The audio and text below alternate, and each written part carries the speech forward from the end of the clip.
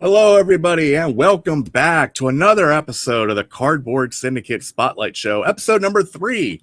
Tonight, we got a special guest coming on board. We got the one and only Card Shark Chris coming on board. Talk to us a little about his YouTube channel. Talk to him about the Detroit Lions. He's probably the biggest Detroit Lions fan I know. But then again, he's the only Detroit Lions fan I know. So, he's got to be the biggest, right? But he's going to come on tonight. Hopefully, he doesn't take a bite out of me or anything. I got my shark repellent. So I'm okay on that end. So hopefully we won't have any problems with that.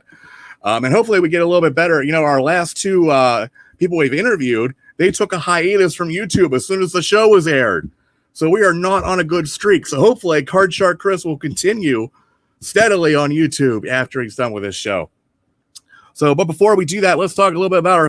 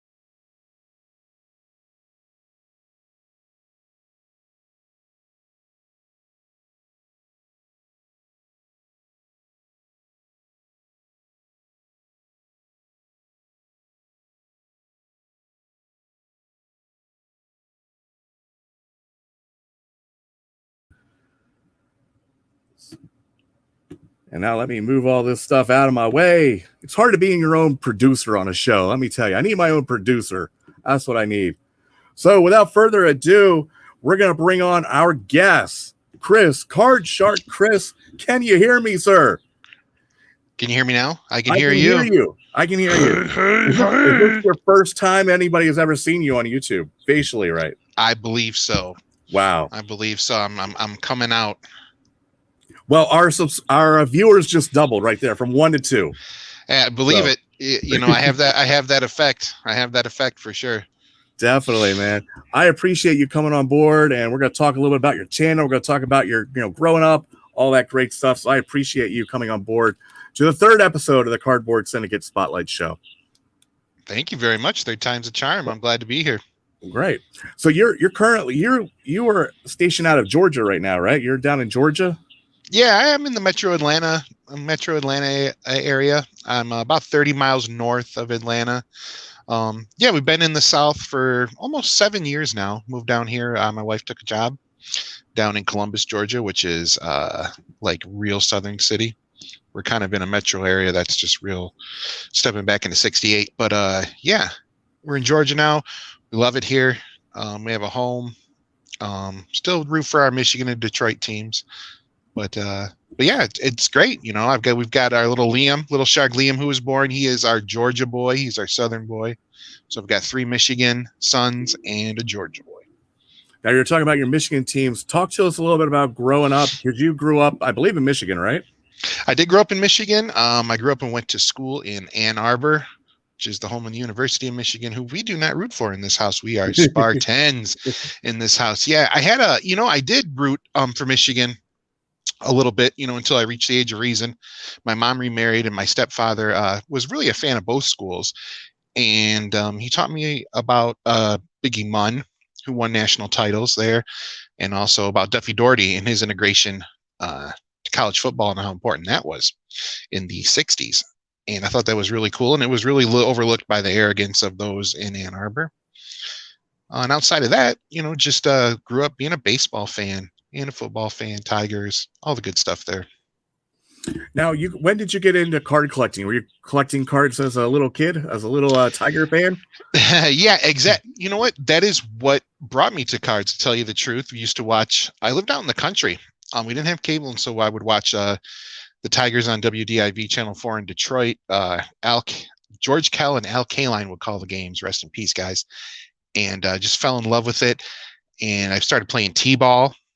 And I wanted to be a catcher in T-ball, which is really, you don't need a catcher in T-ball. But I thought the equipment was always so cool. So I wanted to wear the equipment.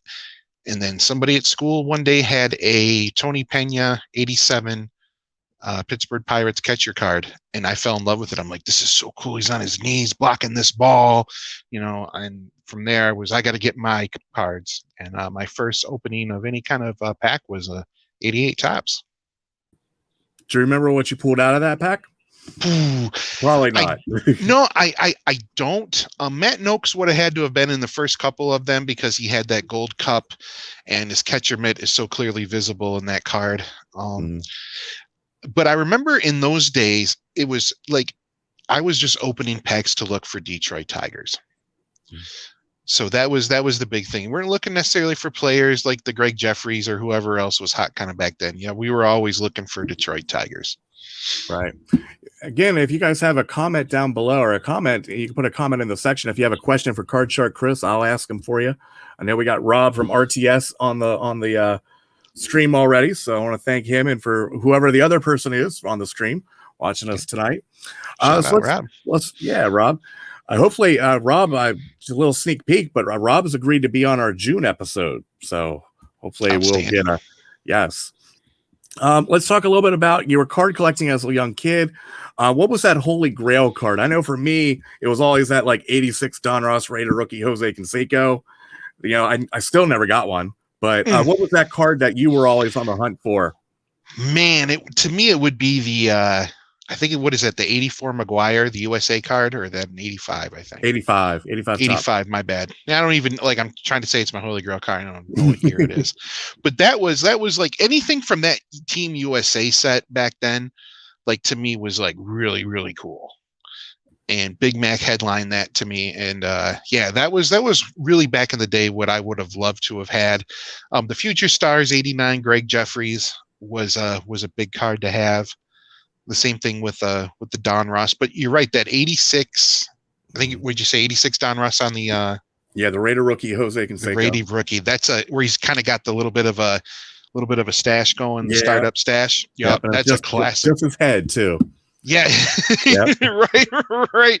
Yeah, that's a classic, man. I mean, to me, that's some part of the best part about going to, card shops and shows when we could, is just to go back down memory lane. And when you're going and looking through those 10-cent, 20-cent, piles, going looking through there and see what you can find. Centering is going to be bad, whatever, it don't matter, but it just brings back those great memories. Definitely. So you weren't really looking for the Tiger cards that much? You got them all, I guess? No, I mean, we always wanted Tigers, but back then, see, I had my parents divorced, and so my childhood was a little rocky going back and forth, and we always had enough, but we didn't ever get anything. I compared to my best friend at the time, he was 2 children, and he had cards, Winfield rookies. I mean, this is when we were 9, 10, 11 years old, had this, great collection. So internally, I think I was always trying to measure up to that. And I know that there would be no way possible, because I couldn't get a pack of cards every time my parents went to the store, or, my parents didn't go to the card shows all the time. But, that drove my collecting a little bit back then. But also it was, taking the cards to school too, and showing them off to your friends. I remember taking our binders to school, back in the day, and, you'd trade at school, you look at other people's binders, see how they had their binders set up and stuff. And that was always fun, I thought, about the hobby, growing up too. Definitely. Now we do have a question here from Rob. He's got a question. I don't know if you can see it or not, but it said, how did Chris become a fan of arena football? Oh, man. When we moved to the South, down to Columbus, they have a team, the Columbus Lions. and they are one of the longest running professional indoor / arena football teams. Are also in one of the smallest markets. And 2015, I just decided to buy season tickets. I think I bought 3 or 4 seats. I think the total cost for the entire year for those 4 seats was like $75. And I went, and it was amazing. And we're up close. It's fast paced, high scoring. These guys are athletes. They hit. You get kids, from SEC country, from all around. And then at the end of the games, you get to go out onto the field, meet the players, talk to them, get autographs. And I went one time and got hooked. It's a lot like with hockey. You can watch it on TV and it's okay, but when you go and you kind of see it all together, it's definitely a different show. And man, I love arena football. I think it's great. Yep. And you actually you've done some videos with some of the arena games you've been to. I think I've seen on your YouTube channel. I have. I've taken clips here and there. And this year, I was going to start last year, but unfortunately with COVID. But this year, I think we have, I want to say there's only 4 or 5 home games. It's a shortened season this year. So I want to do like a game diary, of game day, going, to the arena, sights and sounds, because I have seats on the second row right next to the dasher boards, right next to the Columbus Lions bench, so I want to get some nice video, maybe some players, interviews after the games, just, expand the channel in that direction, just to open it up to some people who might not have had that experience with indoor or arena football yet. All right. And speaking of your YouTube channel, you started YouTube, I guess, probably about a little over a year ago. Is that right? Yeah, I think we just passed the 1-year anniversary not too long ago. So yeah, it's just 1 year and some change here. So what made you decide to get into YouTube and opening packs and doing videos? Yeah. What made you get into that?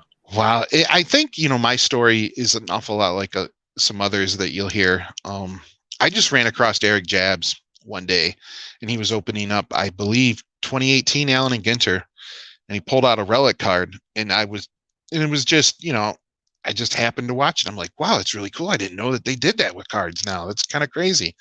Watched a couple more videos, and I'm like, man, I think I want to go to the store and buy some baseball cards and check this out.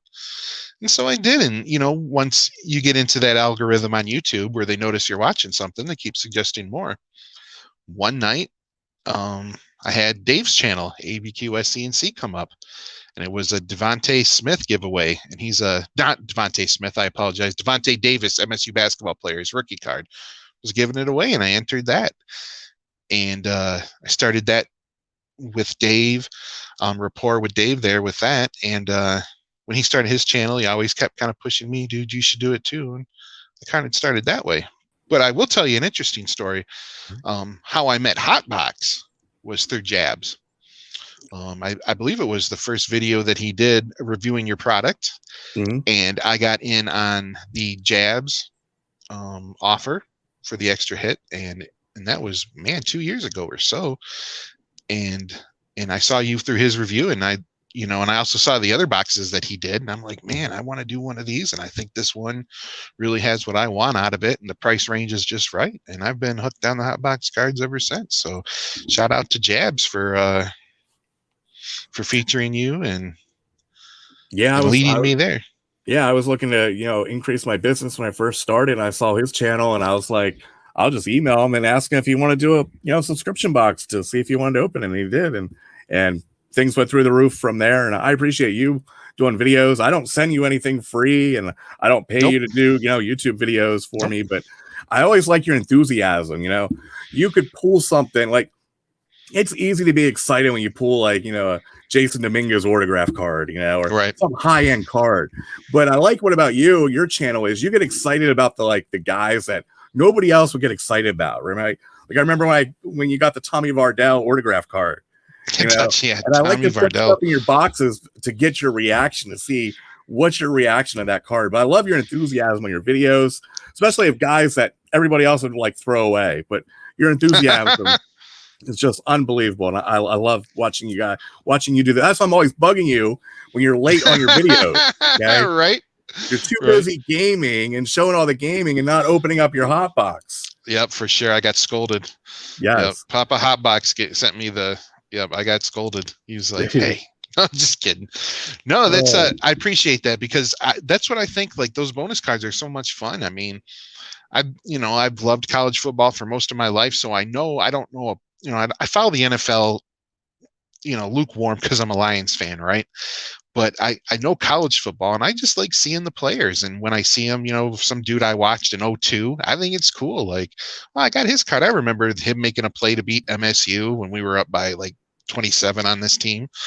So, yeah. now, what are your plans for your YouTube channel? Like when you started it, are you just, are you looking to monetize it eventually, or what's the ultimate goal for the Card Shark Chris channel? Jeez, monetization, that I don't really. It would be cool, right? I mean, I think who doesn't want to make money off of doing something that they like?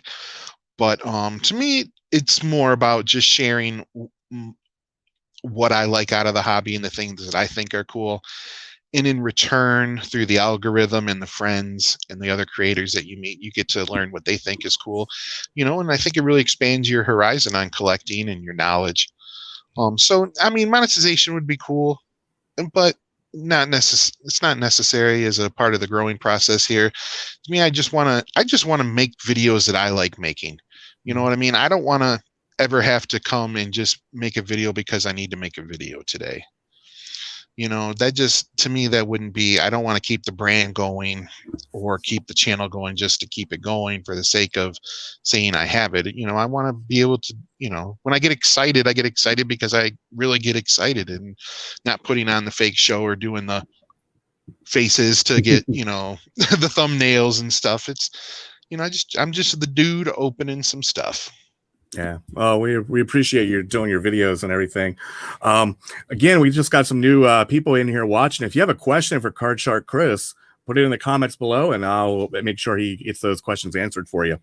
So let's go back to your first video. Now, I'm going to show us a clip of your first, I think, card opening video. It's not your first YouTube video because you did some music ones, and then you did the arena football. But here is your first opening of, I believe, your first Patreon package from Dave. So let's watch this. We'll talk about it on the other side. Hello. Whoa. I'm going to lose it there real quick. Nice recovery. All right. Welcome back, Card Sharksters and Card Shark X. We are coming at you with a beautiful live stream this evening. Received a box maybe 10 days ago or so. Hey, Dave. Dave and the ABQ family in the house. Thank you for attending. Thank you so much. We received a box from you fine folks, and I have that bad boy right here, and it is a little bit too big. Kind of fit in the space that I have. But some of it is some breaks that I got into. Some is from the Patreon subscription that I have for the ABQ SCNC wonderful website there. And it looks like possibly a few gifts. And gifts are always nice.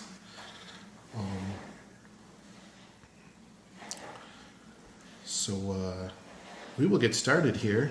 First, I'd like to give a quick shout out to the Cardboard Syndicate members, the CS7, Cardboard Syndicate 7. It's a group of 7 like-minded YouTube content creators. No, it takes a while for you actually to get to the opening. So I do have to say that, but so I couldn't show the whole thing.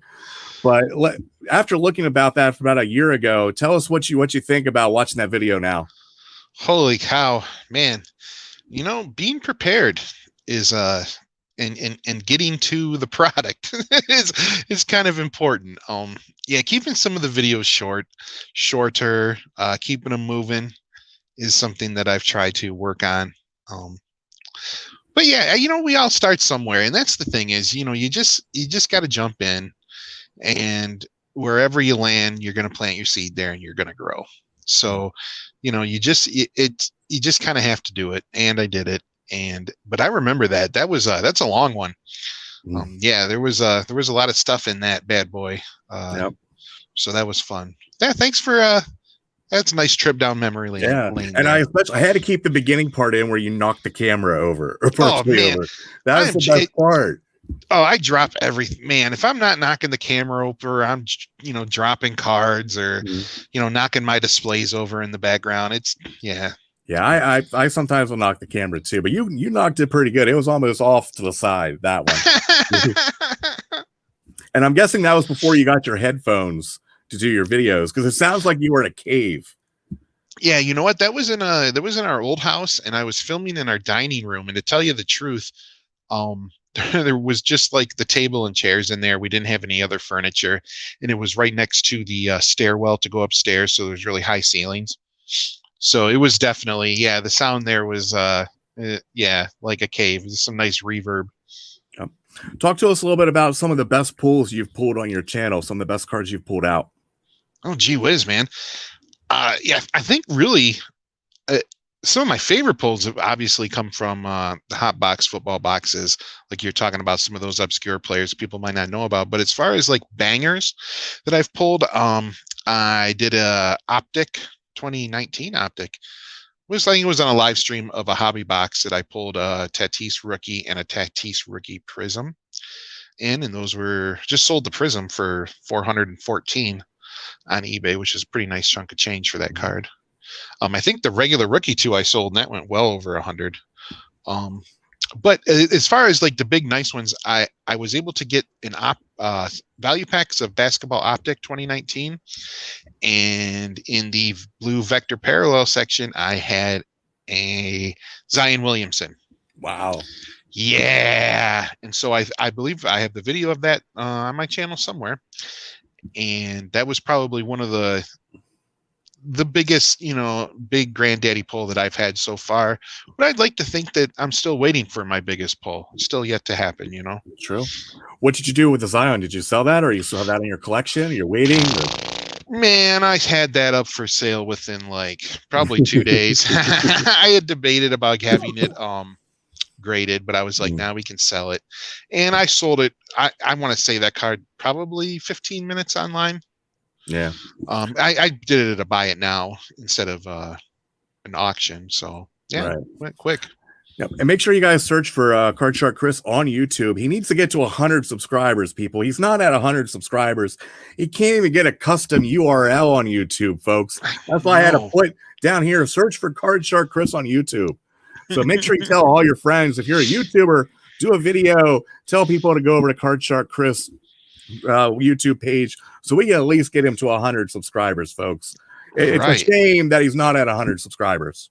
I know. Appreciate that. No problem, man. Hopefully you can get that to 100 and then you can thank us, right? There you go. So lately you've been doing a lot of gaming. I know you've been doing a lot of Road to the Show, I believe. A lot of gaming and stuff. Is that something you're going to incorporate more into your videos, or what's the thinking about that? Man, like the Road to the Show, I enjoy playing, and I turn it on live just to see if anyone else is out there. Stop in. I think you stopped in one afternoon or so, or evening, that I played. It's just more about, if someone wants to stop in to say hello real quick, more of a social thing. And not that like a ton of people watch them, right? But that's just what that is. And I enjoy actually, watching other people play. Sometimes I'll have it on in the background. Especially creators that I know that I just, help their analytics out, get them some playtime. But, I'm not like a super involved gamer. I like my sports games and stuff. I typically just play the same handful of games. Mm-hmm. Like, I don't know. I still play 2014 NCAA college football on PlayStation 3 a lot too. So that's the only reason I have. Yeah. Oh man, I love it. That's the only reason I have a PlayStation 3 is to play that game. Play that game. And I heard they're coming out with a new one for the new consoles now. And I hope they do it justice, because let's be frank, the Madden games are a shell of what they used to be. Yeah. And that's okay, because the kids like to play it a different way. I understand, but let's hope they do the NCAA football justice. Let's hope. Now, you are a big Detroit Lions fan. Like I said in the beginning of the video, you're probably the biggest Lions fan I know, but you're also the only Lions fan I know. Right. So it makes it a little easier that way. Talk to us a little bit about you. You've had it took you guys so long to find a quarterback, at least during my lifetime. And you finally found one in Matthew Stafford in 2009, I think they drafted him, maybe 8, one of those years. 2009. Yep. 2009, right? And you had a great run with Matthew Stafford, but his age is starting to get up. They moved him for Jared Goff now. And just talk to me about what do you think the Lions are going to be doing here in the draft, and where do you see the Lions going in the next couple years? Oh boy. I mean, look, the Detroit Lions kind of been through it all. Where they're going, I don't know. So I've talked to my wife about this earlier, about this question. It's like the hardest question. See, I think MCDC, Motor City Dan Campbell, said it the best. He said, you guys have already heard this stuff before. We got to show it. And that's where I've been as a Lions fan for so long. Went through Steve Mariucci, went through, name the coaches. I mean, we had Wayne Fonts is the winningest coach in Lions history. He's also a Spartan, by the way. Great man, Wayne Fonts. But I'm cautiously optimistic now because the general manager, MCDC are on the same page. They're kind of taking a little bit out of the Quinn playbook while they're bringing a lot of the Rams players over. But I think Brockers is a solid addition to what they had on the defensive line. I hate to see Matthew Stafford go, but I appreciate what the organization did for him by trading him, as opposed to the relationship that they had with Calvin and Barry when they retired. So I think that's kind of a positive. I love the energy of Dan Campbell. I mean, I think the press conferences are going to be great. Will he win games? I don't know. Probably not. Not right away, certainly. But I think we're going to see slowly a better brand of football. And I know we've been through Jim Caldwell, Patricia. I mean, the list goes on and on. So cautiously optimistic. Now, as far as the draft goes, Devontae Smith, I think is a no-brainer because they really don't have anything as far as wide receivers. They just have some plug-in guys right now. I hope that happens. But we'll see. I know that they have a lot of equity as far as the next couple of years in the draft, and I'm really excited to see how they use it. So I wish I could, give better predictions of what I think they would do, because I'm not really sure. But as far as being a fan, I'm cautiously optimistic, and I'll be excited to see how hard they play, every down this coming season. That should be exciting. Well, my Giants got your Kenny Galladay, so I'm kind of happy about that. I hope he does a little bit better for us than he did for you. But you can have Golden Tate back, though. You can have him. I don't know. Golden Tate definitely passes prime, but I'll tell you, Kenny's a great player, and I think Kenny shut it down last year, to tell you the truth, and that's why he had a down year. And I don't blame athletes for any of that stuff, whatever. But yeah, I think he's one of the better young wide receivers. I don't think he's too young necessarily in the league anymore, but Right. You definitely have a weapon there. I wish we would have kept him. I understand why they didn't, but the Giants have a heck of a threat now. Well, I've got my fingers crossed. Danny Dime needs somebody to throw the ball to. So. That's right. All right, we're going to do a little new feature that we've never done on the Cardboard Syndicate Spotlight Show. We're going to do a little word association. I don't have a cool name for this yet, so I'll have to think of one. But I'm going to give you a name or a thing, and I just want you to tell me the first thing you think of when you think of that individual, okay? We're going to start off easy. We're going to start off with Barry Sanders. GOAT. Let's talk about, what about another great line? Herman Moore. Athletic. I'll tell you, I don't mean to cut you off here, but Herman Moore, in Herman Moore's prime, but you got to understand that Scott Mitchell was also throwing to Brett Perryman. I mean, when Herman Moore was breaking the single season reception records, Brett Perryman on his own team was right on his tail. So Herman Moore was really one of the first in that transition to tall wide receivers that had some speed. But to me, watching Scott Mitchell throw that end zone fade to Herman Moore. Mhm. Beautiful. Were they running the run and shoot back then or not? Or are they done at the run and shoot at that point when he came on in 91? I think they were at the very, very tail end of it, but they did, in that years, I want to say it was like 94, 95, something in there. They were like the fastest show on the greatest show on turf, almost kind of before the greatest show on turf, because there was one year they were racking up points like crazy. And I think they got demolished by Philadelphia, I think, in the first round of the playoffs, gave up 50 whatever points. But yeah, they had some teams, they just never had the whole complete thing, man. Right. For you younger folks, if you ever want to watch some great videos, go back and watch the late 80s, early 90s run and shoot offenses with Detroit and the Houston Oilers. Those things, Oilers. they didn't win that much, but it was so fun to watch. The Oilers did. The Oilers, made it to some AFC championship games, but those teams were just fun to watch. As a fan, like you loved it. You never saw anything like that before in your life.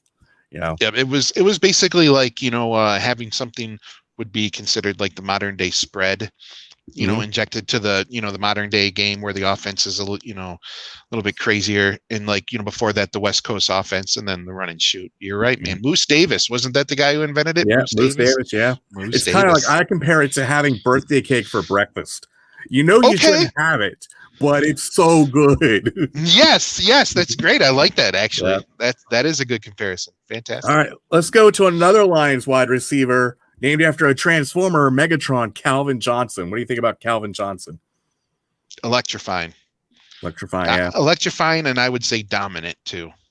Do you see a lot of comparison between him and Herman Moore? Because they were kind of like the same kind of player, I think, in my mind. They were both tall, lanky, and... Yeah, that's very close. I think that, Calvin Johnson would have come out of like the Russian system of like building wide receivers where he's just like built. You know what I mean? I mean, Calvin Johnson's a physical specimen. And I don't think people appreciated Calvin Johnson's speed in his prime. Like that guy was big and could move. Definitely. All right, let's talk about Pontiac Silverdome. Oh, massive. Here's the truth. Never saw a football game at the Pontiac Silverdome, only concerts. Only concerts, and they're horrible. What about did you make the WrestleMania? That's what I think of the Pontiac Silverdome. Nope. Hogan Dude. Slamming Andre. Yeah. No, that's iconic. That is iconic. The Pope being there is iconic. I lived not too far from the Silverdome before we moved to the South up in Troy, Michigan. Really a hop, skip, and a jump, tell you the truth. But yeah, never a game there, just concerts, and it was so loud and it's such a big dome that and the last concert I saw there was Metallica Summer Sanitarium Tour in 2005, maybe 3, 2, something like that. I don't remember. So that was after the Lions had already left that stadium, right? Yes. Yes, it was. As a matter of fact, it was. And what was cool? It was my ticket had been in my wallet for a little while. And so it had kind of gotten rubbed off. So you couldn't really tell our seats. So we had to go into the administrative, like Ticketmaster offices inside the Silverdome. So we got to go in under the Silverdome. Wow. And they got our tickets straightened out. They wrote us out like paper tickets. And then they took us up this internal elevator, dude. And it had like pictures of Barry Sanders and stuff. I mean, it was really sweet. And like the elevator was kind of shaking because of the concert. It was kind of a neat little side story there. All right, our next one is Tom Izzo.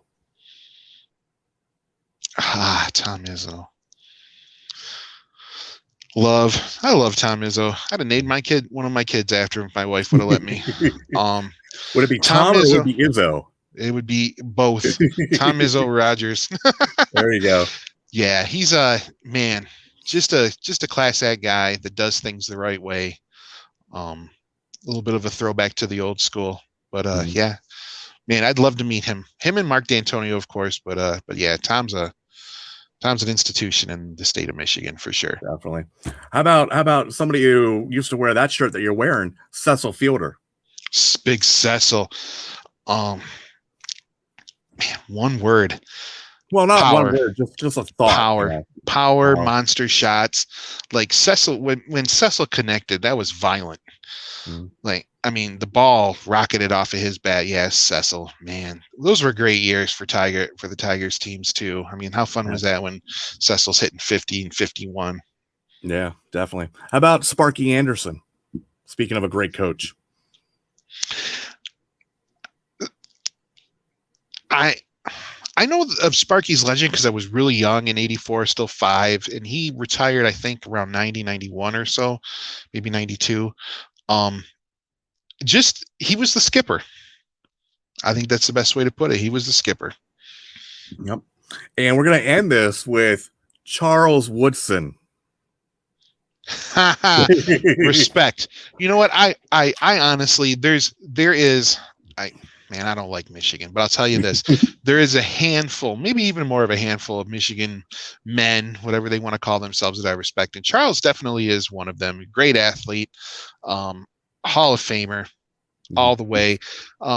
Definitely very prideful, but he should be.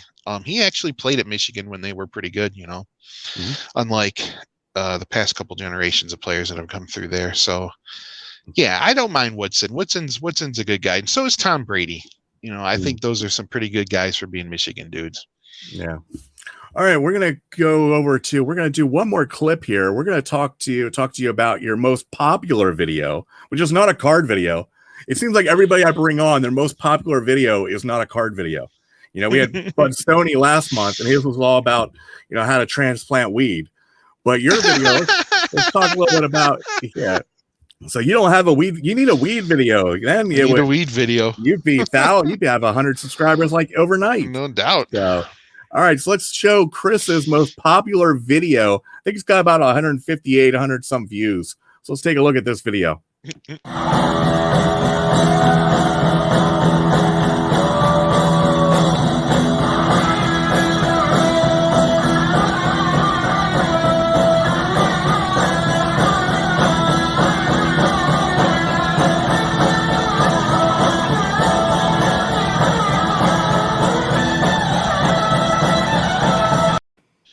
Sorry, I was getting into that there. So that was Anvil, right?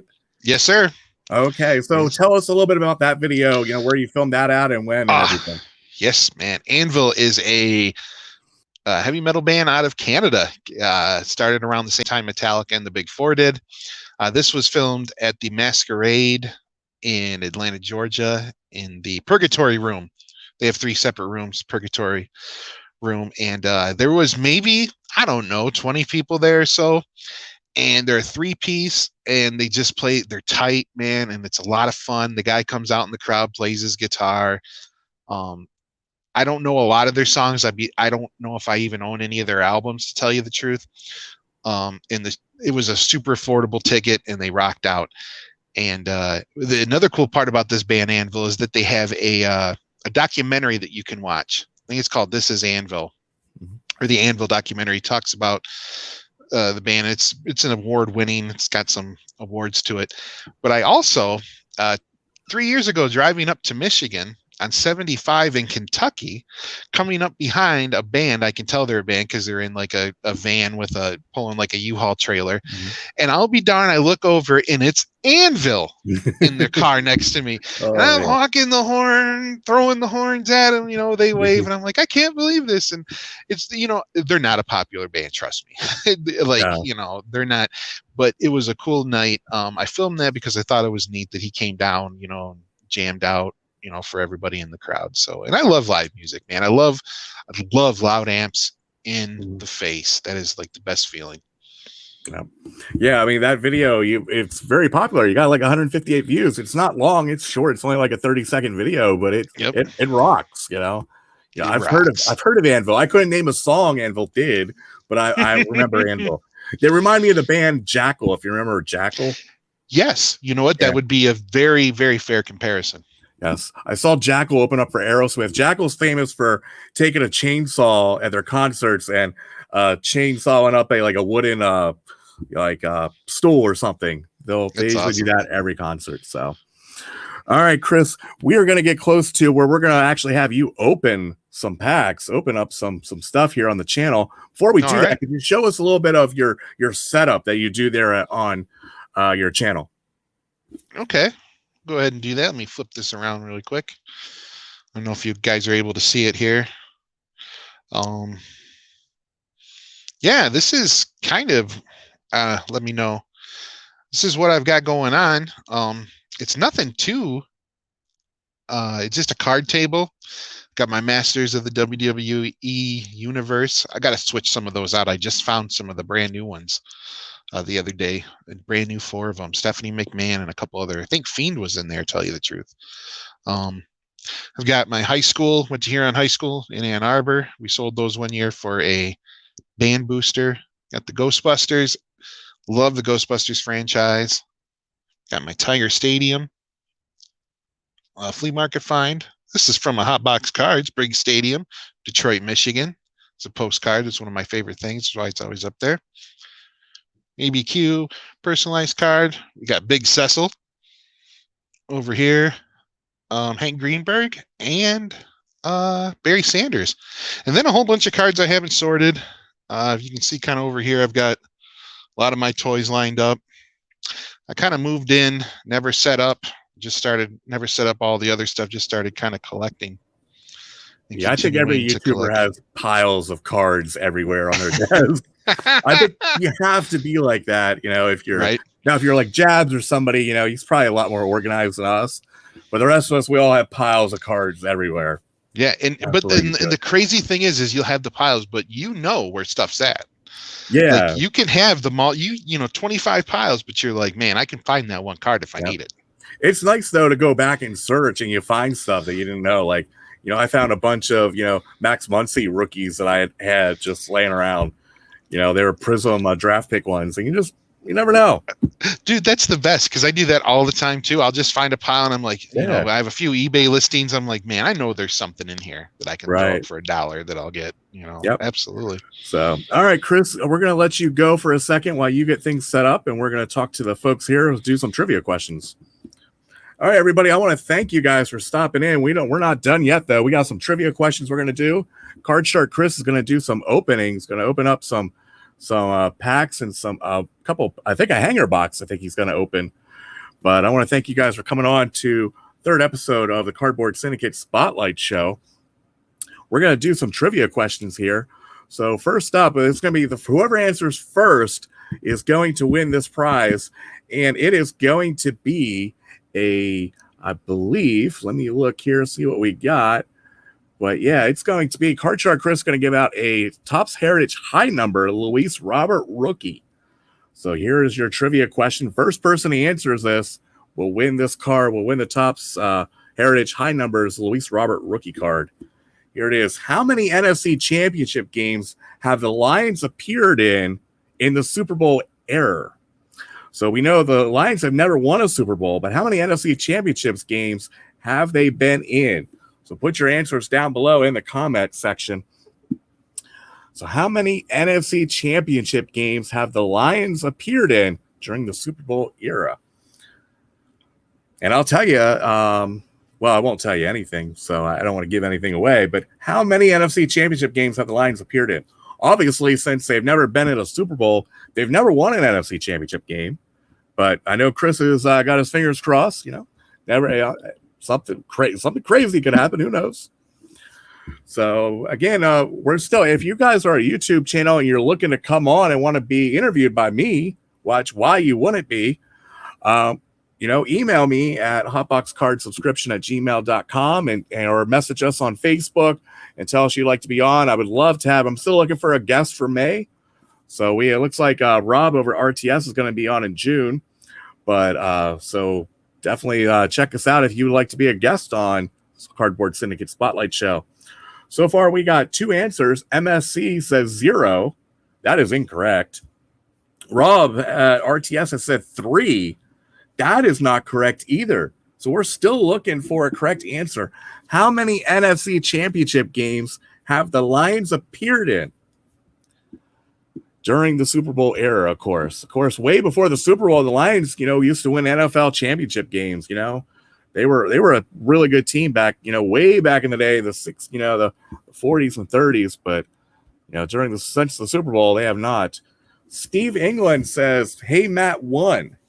Does anybody else have a guess? We'll give it another 10 seconds. See if anybody else can guess. How many NFC Championship games have the Lions been in? And we will end it right there because Steve England has got the right answer 1. And I remember that game. They played the Washington Redskins and they lost, and the Redskins went to the Super Bowl. And the poor Detroit Lions never got to the Super Bowl. So, Steve England, you are the winner of the Luis Robert Topps Heritage High Numbers. Make sure you email me or send us a message on Facebook. I'll show you the email address here, hotboxcardsubscription@gmail.com. Steve, send us your address, and we will get that out to you. Now, we have one more trivia question. And this one, now, anybody can win except for Steve. Steve, you can only win once a day, once a show. That's my rule. So here is our next trivia question. I think this one will be a little bit easier for you guys, hopefully. So here it comes. Quarterback Drew Stanton was drafted by the Lions in the second round, the 2007 NFL Draft. What college did he play for? So we're looking for the first answer of what college did Drew Stanton, who was drafted by the Lions, what college did he play for? Of course, I know Card Shark Chris would have this like that, so. But tell us, somebody besides Steve England, what college did Drew Stanton play for? Looking for the first correct answer to win. Oh, and I didn't even tell you what you're going to win. This prize will be a BCCG 10 Tim Duncan from 2004-2005 Hoops we are giving away. So the winner of this one will get the Tim Duncan BCCG 10 slab. So we are looking for the first correct answer. Let's see what we got here. MSC is the first one to answer. He says Stanford. Stanford is not correct. Drew Stanton was not that smart to be playing for Stanford. No, I'll tell you right now. RTS Rob says Spartans, and Lauren Rogers says Michigan State also. The correct answer is, of course, Michigan State Spartans. Rob, it looks like you were first on my screen. It looks like about the same time, but Rob's going to win that Spartans or win the Tim Duncan. Congratulations, Rob. We will get that sent out to you. The BCCG 10 on that. Rob is going to win the card there. And of course, it was Michigan State, second round pick for the Lions, and did not really work out. But 2 years later, it did work out when they drafted Matthew Stafford. So I'm going to see if Card Shark Chris is ready. I think he's ready for his break. See what he does here. Card Shark Chris, are you ready? I am ready. All right. Tell us what you're going to be opening and get to it, brother. All right. I have this high number Heritage from 2020 baseball, 3-packs trading cards. I would like to announce really quick, though, for everyone who is on the live stream today, 1 week from today, Friday, I will spin the wheel of names. Make sure you say hi, comment in this video, because you will be put on the giveaway for this Luis Robert high number Heritage rookie card. Let's get it started. I ripped this once on the channel before, and it was absolutely lackluster. Let's hope this is different. Let's give it a go. All right, first up, Omar Narvaez. We got a Zach Wheeler. Erie Adirond, whatever. There's Mookie. Cubs Crusher. There's Bryce Harper now and then. Jake Bowers for Cleveland Indians. Ryan Harper. Luis Guillermo. Man, I'm killing the names today. I apologize, kids. Frankie Montas. Good stuff is in the middle, so we'll save that to last. Pack number 2. What do we have? Howie Kendrick. Kevin Kramer. Alec Wood. Carl Edwards Jr. He's not the NASCAR driver. Bat Flip King. Tim Anderson. Love Tim Anderson. Great player. Tyler Duffy. Tom Eshelman. Rookie card. Jose Martinez. Jeff Mathis. All right. Third and final pack. This is the one with the goodies. And let's hope they are.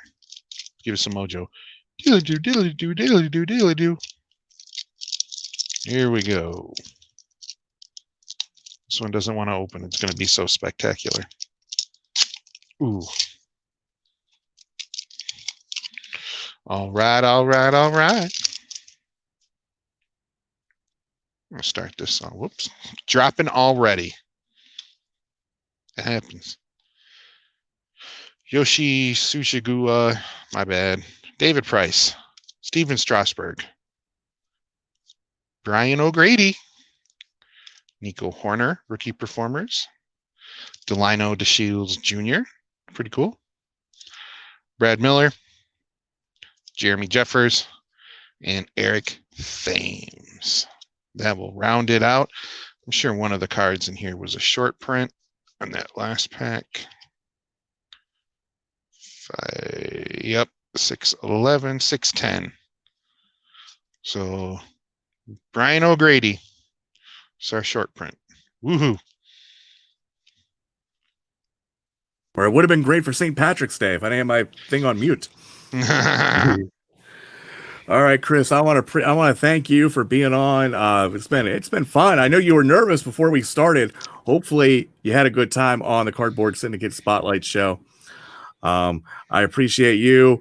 And hopefully, if you have anything last to say to your fans, hopefully we can get you up to 100 subscribers pretty soon.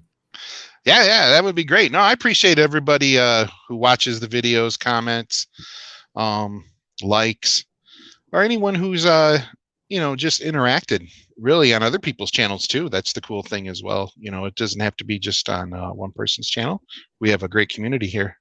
And I really appreciate you, Matt. I think you do a great job, especially with these interviews, man. Setting it up, putting it all together. You do a fantastic job. And also with the Hot Box cards, man. I'm really proud to support your business. You've always been really good to me, taking care of me. And again, I don't get no sweethearts. He doesn't give me nothing for free. He yells at me when I don't post the video. That is absolutely correct. He absolutely does that. But everything else, I think he wants to see everybody open their boxes. And like I like to tell people in my videos, like communicate with Matt.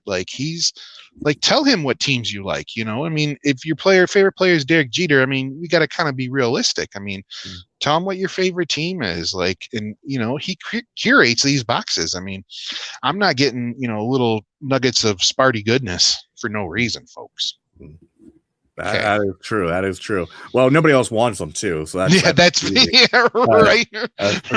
Right. All right, Chris, I want to thank you for being on the show. Hopefully we'll get you up to 100 subscribers, and maybe you'll do a big giveaway once you hit that 100 subscriber mark. Heck yeah. Great. So I want to thank all you guys out there for watching. This has been episode 3 of the Cardboard Syndicate Spotlight Show, and hopefully we'll be doing this every month. And I'm still looking for another person to be on the show for May. It looks like June. Rob over at RTS is going to be on. But I got some feelers out for some people possibly being on our May episode. So make sure you like the Cardboard Syndicate Spotlight Facebook page. Then we have a YouTube page for it too, but we don't really do too much on there right now. We just upload this video on. But again, and also make sure you check out our subscriber, which is near and dear to my heart, which is hotboxcards.net, and use the promo code Syndicate to get not 3, but 4 hits. And for May, we're going to be doing Prospecting May, so get your gold nuggets out, and I don't know how you come up with gold nugget. I never get a gold nugget, but we're going to be doing Prospecting May, so make sure you check out the website for that. I will catch you guys all later. Hopefully you enjoyed this episode. Tell your friends, tell your families, tell anybody you know about the Cardboard Syndicate Spotlight Show. Have a great night, guys, and be safe.